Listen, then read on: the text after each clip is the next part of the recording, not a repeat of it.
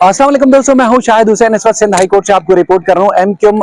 London के कारकुनान की नजरबंदी के खिलाफ दरखास्तों की समाअत की आज बड़ी तादाद में न सिर्फ वो मुतासरा खानदान जिनके किसी न किसी को नजरबंद किया गया है एमपीओ के तहत, बल्कि उनके वकला, एमक्यूएम लंदन के वकला और दीगर जो है वो अदालत के अंदर मौजूद थे। आज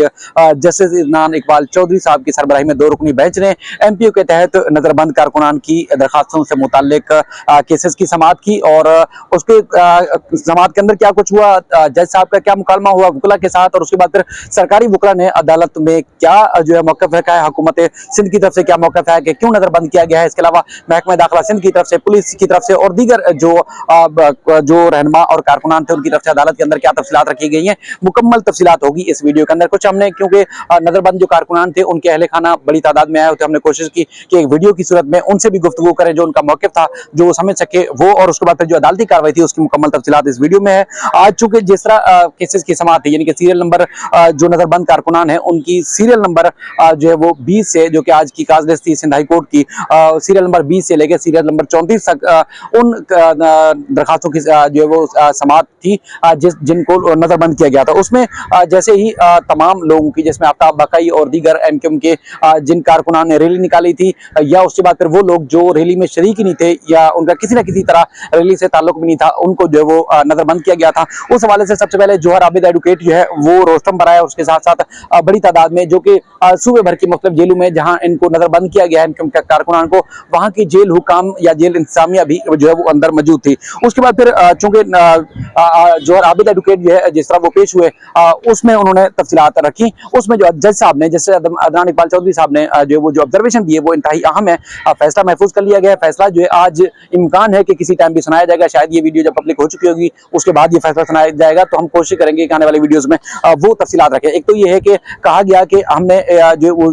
सिंध हुकूमत की तरफ से कि इन जो नजरबंद कारकुनान है इन्होंने अपनी जो दरखास्त थी, यानी कि इस नजरबंदी के खिलाफ महकमा दाखिला से रजू करना चाहिए था, इन्होंने महकमा दाखिला से रजू नहीं किया। उस पर जैसे अदनान इकबाल चौधरी साहब ने सख्त रिमार्क्स दिए, कहा कि हम आईजी सिंध को नजरबंद कर देते हैं, फिर उनको कहते हैं जाके जाएं और महकमा दाखिला से जो है वो जाकर अपनी जो भी रिप्रेजेंटेशन है वो जाके दें और वहां वजाहत रखें। तो उसके अलावा और भी, यानी कि उन्होंने कहा कि अगर जो नजरबंद कारकुनान है इनको जाती मचलकों के ऊपर भी जो है वो रिहा करके जो है वो नजरबंदी जो है खत्म की जा सकती थी। और भी उन्होंने बेशुमार बातें की, जो बातें की वो सारी हम कोशिश कर रहे हैं कि इस वीडियो में आपके सामने रखें। जोहर आबिद साहब ने जो है वो तफसीलात रखी, जिसमें बताया गया कि जिन कारकुनान को नजरबंद किया गया है इनके खिलाफ पुलिस के पास या होम डिपार्टमेंट या दीगर जितने भी जो इदारे हैं जिनकी सिफारिश पे नजरबंद किया गया है उनके पास जो है वो किसी के पास मटीरियल नहीं था। और ये कहा कि ये चूंकि जो एमक्यूएम लंदन की तरफ से रैली निकाली गई थी कुरंगी में, उसमें मतलूब है, तो इनको जो है नजरबंद किया जाता है। और इसी मुकदमे में, जो कि मुकदमा दायर किया गया था, मुकदमे में जुडिशल मजिस्ट्रेट ने तमाम कारकुनान की नजरबंदी, जो मुकदमा दर्ज किया गया था उसमें इनकी जो है वो इनको जमानत पर रिहा करने का हुक्म दिया था। और उसके बाद फिर जो है वो सीआरओ के बहाने पुलिस जो है इनको साथ ले गई और उसके बाद फिर सीआरओ के बहाने जाकर तीसरे दिन जो है नजरबंद कर दिया। इसी ऑब्जर्वेशन के ऊपर, इसी दलाइल के ऊपर, जैसे अदनान इकबाल चौधरी साहब ने भी जो बरहमी का इजहार किया, उन्होंने हैरानी इस बात की भी जाहिर की कि एक पुलिस का एएसआई, उसको एमक्यूएम के लंदन के तमाम कारकुनान के नाम कैसे याद थे, उनको शक्लें कैसे याद थी कि ये वही कारकुनान हैं जिन्होंने जो है वो रैली निकाली। और ये कारकुनान जो है वो लोग हैं, 4 तो उन्होंने गिरफ्तार करने का दावा किया, बाकियों के सबके एक ये एएसआई को कैसे याद हो सकता है, उस पर उन्होंने हैरानगी का इजहार किया। और उसके बाद फिर जो जोहर आबिद साहब उन्होंने कहा कि हमें ये बहाना जो है करके गए थे कि इनका सीआरओ करना है, और उसके बाद फिर इनको जो है वो इनको जो है वो मजीद जो है वो तीसरे दिन नजरबंद किया गया। इसी किस्म का सवाल फिर आगे जाके जज साहब ने भी जो है वो उठाया। तो जज साहब ने कहा कि क्या जो जिन दफात के तहत इनको गिरफ्तार किया गया था, क्या वो दफात जो है वो काबिल जमानत थी? तो उन्होंने कहा काबिल जमानत कोई दफात थी कुछ नहीं थी, लेकिन जिस तरह का मुकदमा था उस पर जो है वो जुडिशल मजिस्ट्रेट ने मुकदमे का जायजा लेते हुए इन तमाम लोगों को 5-5 हज़ार रुपए के मुतलकों के बस जमानत पर रिहा करने का हुक्म दिया था। और उसके बाद फिर उसको जो है अदालत ने कहा कि क्या किसी को जो है वो नोटिस दिया था, यानी कि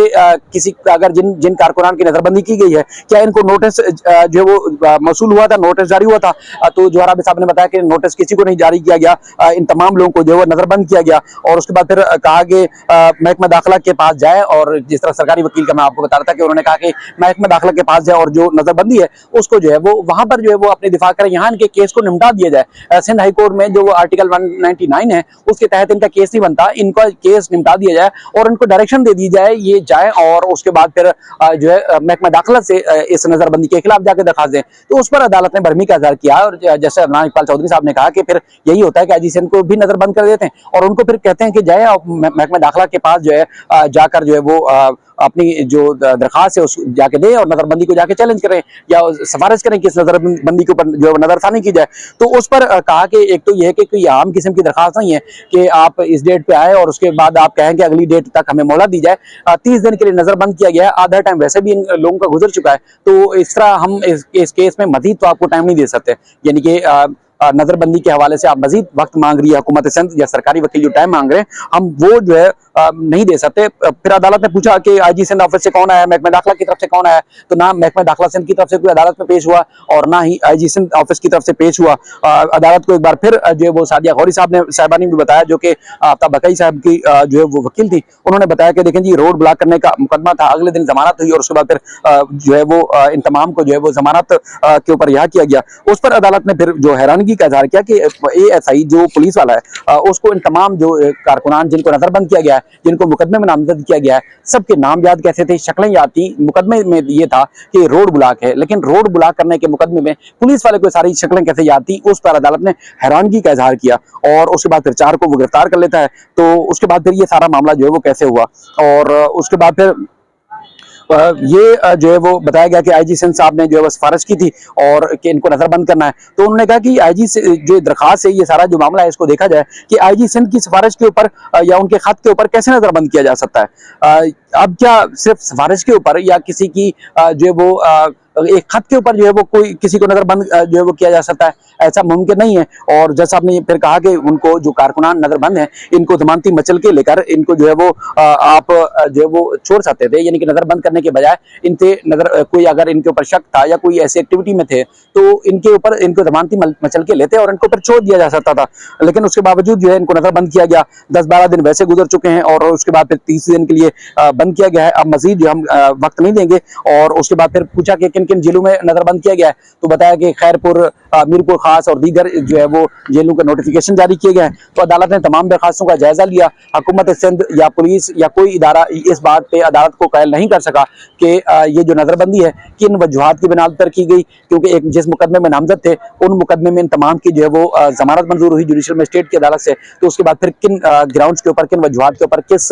वजह से इनको नजरबंद किया गया, इस हवाले से अदालत को आगाह या नहीं किया गया जा सका, ना ही इनको अदालत को किसी भी सरकारी इदारे की तरफ से मुतमईन किया जा सका है। तो अदालत ने तमाम दरखास्तों का जायजा लिया, एक एक करके दरखास्त का जायजा लिया और उसके बाद फिर दरखास्त का जायजा लेने के बाद अब अदालत ने फैसला महफूज कर लिया है। इम्कान है, कभी भी इम्कान है कि आज ही जो है वो इस नोटिफिकेशन को मुअत्तल करने के बाद जो है वो तमाम कारकुनों को रिहा करने का हुक्म दिया जाएगा और उसके बाद फिर जो मेन दरखास्त है इसका फैसला शायद बाद में हो, क्योंकि ये इम्कान इसलिए भी जाहिर किया जाता है कि अदालत की नॉलेज में भी ये बात है। वुकरा ने सादिया गौरी साहब हैं या उसके बाद फिर जो आबिद साहब है उन्होंने और एक दो और भी वकील थे जिनके नाम मुझे याद नहीं है, लेकिन उन्होंने भी अदालत को तमाम फैक्ट्स रखे और इसी नौयत के केसेस पाकिस्तान तहरीक इंसाफ के भी कारकुनान के थे। जिस तरह मैं आपको बता रहा था कि वो भी जो है सिंध हाई कोर्ट के 2 रुकनी बेंच ने उनकी नजरबंदी का नोटिफिकेशन को मुअत्तल किया था और उसके बाद फिर उनको रिहा करने का हुक्म दिया था। अब देखते हैं कि आज या जब भी इस नजरबंदी से मुताल्लिक सिंध हाई कोर्ट का फैसला सामने आता है तो हम कोशिश करेंगे जल्द से जल्द आपको आगाह करें। अगर कोई सवाल है या मजीद कोई डिटेल अगर आप रखना चाहते हैं तो जरूर रखिएगा, हम कोशिश करेंगे कि आने वाली वीडियोज में आपके सामने जरूर रखें। अपना और अपने अहल खाना का जरूर ख्याल रखिएगा। अल्लाह हाफिज़।